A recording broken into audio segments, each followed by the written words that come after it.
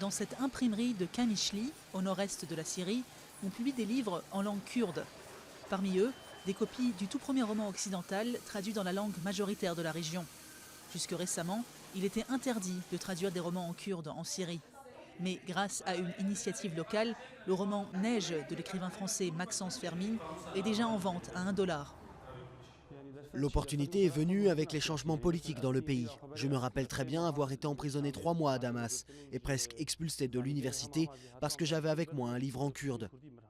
La culture et la langue kurde étaient interdites par les autorités représentées par le parti Ba'ath parce qu'ils voulaient assimiler les Kurdes et leur culture. Mais aujourd'hui, les Kurdes forment une entité, ils ont leur région, le pouvoir, ils possèdent des terres et ils ont des droits. Pendant des années, les Kurdes syriens ont été empêchés de publier des magazines ou des livres dans leur langue.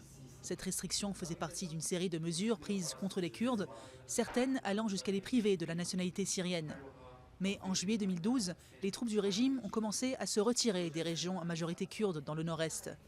Malfa Ali, l'un des fondateurs du projet, compile aussi des contes et poèmes traditionnels pour les imprimer.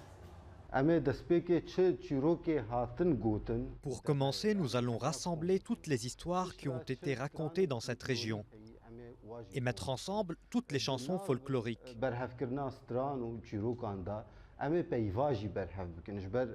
Nous allons ainsi pouvoir regrouper du vocabulaire, car notre langue était transmise oralement et a souffert du fait qu'elle était dissimulée.